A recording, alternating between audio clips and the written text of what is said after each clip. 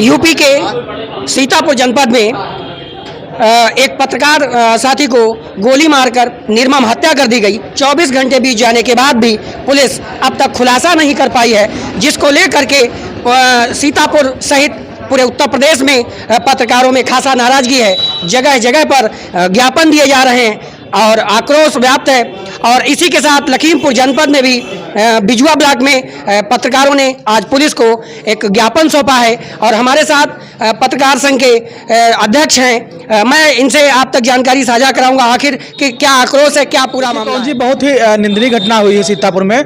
हमारे पत्रकार साथी थे मोहाली के राघवेंद्र वाजपेयी जी, उनकी गोली मारकर हत्या की गई है। वो सिस्टम के खिलाफ, भ्रष्टाचार के खिलाफ लगातार खबरें लिख रहे थे, जिससे हम सब पत्रकार साथी आक्रोशित हैं। ये आक्रोश सिर्फ बिजुआ में नहीं है, पूरे प्रदेश में है। हमने आज बिजुआ में ज्ञापन दिया है। हमने बहुत जल्द कार्रवाई की मांग की है कि आरोपियों को पकड़ा जाए और हमारे जो पत्रकार साथी हैं उनको आर्थिक रूप से सहायता भी दी जाए, क्योंकि हम पत्रकार लोग कोई वेतन भोगी नहीं होते, हमें कोई सुरक्षा नहीं दी जाती है, इसलिए उनको आर्थिक सहायता दी जाए। उनका परिवार पूरी तरह से टूट गया है और ये आक्रोश हमारा थमने वाला नहीं है। ये जल्द गिरफ्तारी नहीं होती है तो आज हमने ज्ञापन दिया। और स्तंभ कलमकार माने जाते हैं और इस तरीके से निर्मम हत्याएं होती रहेंगी तो किस तरह से जो भी पारदर्शिता है या भ्रष्टाचार है या कलम को दबाने का क्या मतलब माना जाए, प्रयास किया जा रहा है? बिल्कुल, ये उत्तर प्रदेश सरकार पे बहुत बड़ा सवालिया निशान है कि जो भ्रष्टाचारी हैं वो खुलेआम गोली मारकर 24 घंटे बीतने के बावजूद खुलेआम टहल रहे हैं और जो भ्रष्टाचार की आवाज को उठा रहा है, जो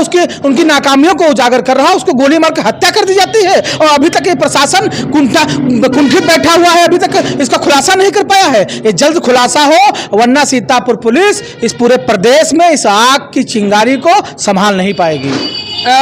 कई ऐसी खबरें भी वायरल हुई हैं जिनसे ये पता चलता है कि ये खबरें प्रकाशित हुई, जिनको लेकर के उनकी निर्मम हत्या कर दी गई। बिल्कुल, लगातार जैसा कि मैं लखीमपुर से, चूंकि बिजुआ से हूं, जैसा कि मुझे सोशल मीडिया के द्वारा जानकारी हुई कि वो एक धान विभाग के प्रति और एक स्टाम्प के प्रति लगातार उसकी भ्रष्टाचार को उजागर कर रहे थे, खबरें लिख रहे थे। और यहाँ तक की बात आ रही है कि शायद वो किसी प्रशासनिक अधिकारी से मिलने जा रहे थे सीतापुर। उनको एक कॉल आती है और मिलने के लिए घर से बताकर निकलते हैं और रास्ते में उनकी हत्या कर दी जाती है। क्या वो अधिकारी भी इसमें मिला हुआ है?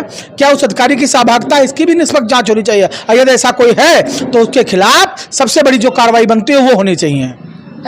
सलीम खान जी, जैसे क्या लगता है ऐसी स्थिति में अखबार में काम कर पाना कितना मुश्किल हो रहा है? बिल्कुल, देखिए मुश्किल आप नहीं कहेंगे, क्योंकि रिपोर्टिंग में जब हम लोग आते हैं तो हमें पहले से पता होता है कि हम दुश्मनी अपने घर के बाहर निकलते ही ले लेते हैं। क्योंकि आप जब खबर लिखते हैं तो आप किसी एक के पक्ष में जाती, किसी के विपक्ष में जाती है, लेकिन रिपोर्टर एक जज्बा होता है, जो उसमें जुनून होता है वो उसमें कायम रहना चाहिए। और जो सीतापुर में घटना हुई है वाकई ये दर्दनाक है, बहुत ही खौफनाक है।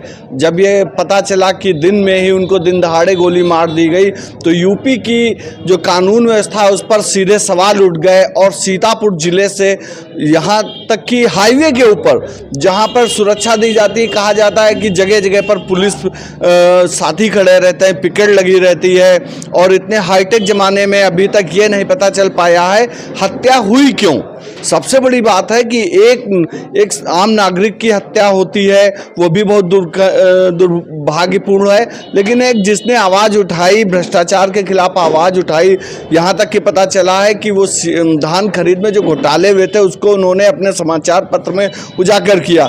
ऐसे तमाम घटनाएं हम लोग दशकों से रिपोर्टिंग कर रहे हैं, होती हैं, हम लोग उनको उजागर करते हैं। तो इसका मतलब हम लोग भी कहीं ना कहीं निशाने पे हैं। अगर आज अपराधी नहीं पकड़े गए और उनको जल्द से जल्द सज़ा नहीं मिली और ऐसी सज़ा मिले कि उनसे दूसरे सबक लें और दोबारा ऐसी घटना करने से पहले सोचें कि हाँ, हमारी नस्लें तबाह हो जाएंगी अगर हमने भ्रष्टाचार के खिलाफ आवाज़ उठाने वालों से पंगा लिया या उनके साथ ऐसा किया। अब सोचिए कितने उनके बच्चे हैं, उनकी पत्नी है, एक माँ का बेटा चला गया और आज उन पर क्या बीत रही होगी। हम लोग आक्रोशित हैं। जल्द घटने खुलासा नहीं हुआ तो सारे पत्रकार उनके घर से जैसे कहेंगे हम उनके साथ चलने को तैयार हैं। आप लोगों ने आज बिजुआ में एक ज्ञापन सौंपा है पुलिस को, तो क्या मांग रखी है?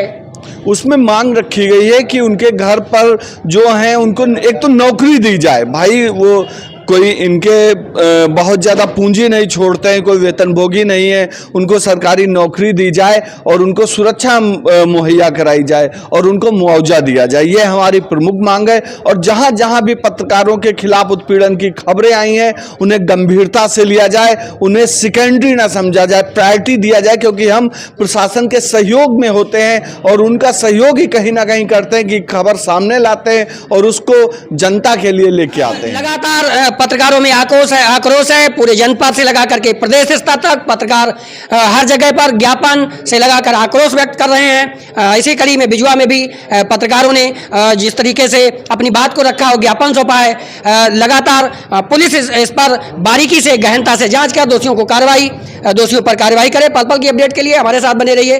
खीरी खबर के साथ मैं पवन जायसवाल, लखीमपुर खीरी।